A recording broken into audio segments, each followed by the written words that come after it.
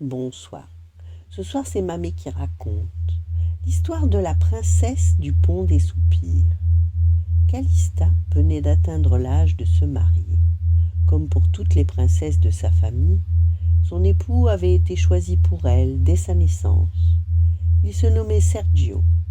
Il n'était ni vraiment beau, ni vraiment intelligent, mais Calista s'était tellement fait à l'idée de ce mariage qu'elle avait fini par accepter son futur prince comme il était.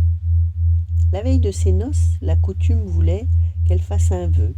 « Je veux aller à Venise !» s'écria-t-elle. « Je rêve depuis toujours de naviguer à bord d'une gondole dans les dédales des rues de cette ville si extraordinaire. » Dans l'heure, Calista se retrouva sur place à héler un gondolier.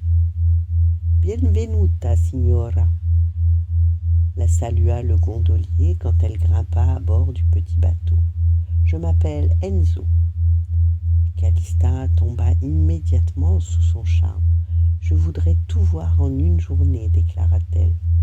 Le gondolier se mit à chanter une douce ballade et commença la visite.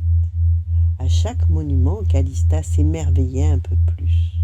Le palais des Doges, la place Saint-Marc, le pont des Soupirs.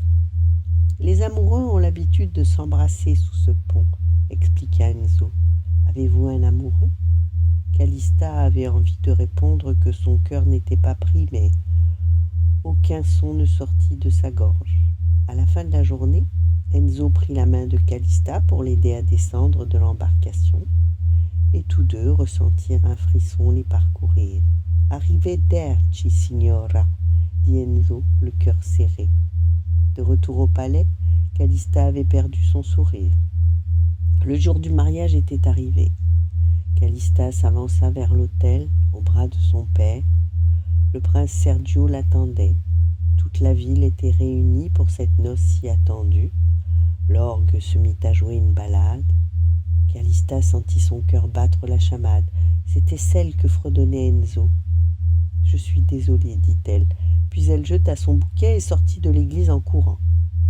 Après un long trajet, elle retrouva Enzo, seul, dans sa gondole. Elle sauta à l'intérieur. « J'aimerais poursuivre la visite, dit-elle enjouée. Calista navigua ainsi pendant plusieurs jours. Quand ils repassèrent sous le pont des Soupirs, Enzo prit la main de la princesse et s'approcha d'elle. Calista posa doucement ses lèvres sur celles d'Enzo, et les deux amoureux ne se quittèrent plus jamais. Voilà.